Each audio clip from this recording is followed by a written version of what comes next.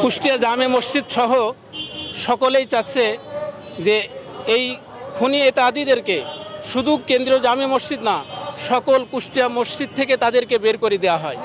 কারণ আমরা জানি সাতপন্থীরা যেভাবে বিভিন্ন জায়গাতে আক্রমণ করেছে, কুষ্টিয়া কেন্দ্র জামে মসজিদে যদি তারা আসে তাহলে তাদের কার্যক্রম তাওহীদি জনতা মানতে পারবে না, নতুনভাবে আবারও সংঘর্ষ হতে পারে।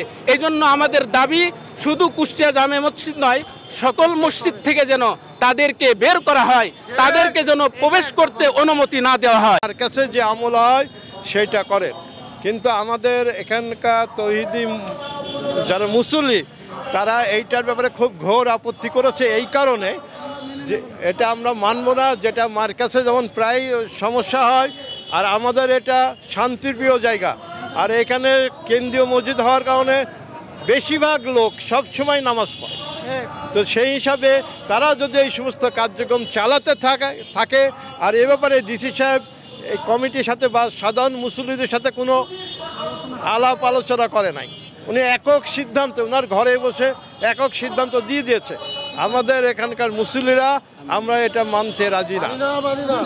আর হচ্ছে টঙ্গীর ময়দানে যে হত্যাকাণ্ড হয়েছে, ওই 29 জন তো করিনি, এর সাথে আরও যারা বিভিন্ন জেলা থেকে গিয়েছে সহযোগিতা করেছে তাদেরকেও এই আইনের আওতায় আনতে হবে, তাদেরকে খুঁজে বের করতে হবে, বিভিন্ন জায়গা থেকে নাম দিয়ে এগুলো করতে হবে। এই হচ্ছে আমাদের দাবি। আমাদের একটাই দাবি যে গত 18 সালে একবার তারা এরকম দুর্ঘটনা ঘটিয়েছিল টঙ্গীর ময়দানে, আবার এই 24 সালের শেষে এসে তারা যে নির্মমভাবে ঘুমন্ত ব্যক্তিদের উপরে যেভাবে তারা আক্রান্ত হামলা করে যেভাবে তারা শহীদ করেছে 4 জন ভাইকে, অসংখ্য ভাই আজকে হাসপাতালের বেডে কাতরাচ্ছে তারা মৃত্যু যন্ত্রণায়। এই পরিস্থিতির পরেও এরকম একটা চিহ্নিত সন্ত্রাস সংগঠনকে আমাদের ডিসি মহোদয় কিভাবে এখনো কুষ্টিয়ার বুকে তাদেরকে কার্যক্রম পরিচালনার জন্য অনুমতি দেয়, এটাই তো আমাদের বোধগম্য হয় না। কারণ এই সাতপন্থী দিবালোকের নয়, স্পষ্ট তারা সন্ত্রাস, তারা সন্ত্রাস, তারা সন্ত্রাস।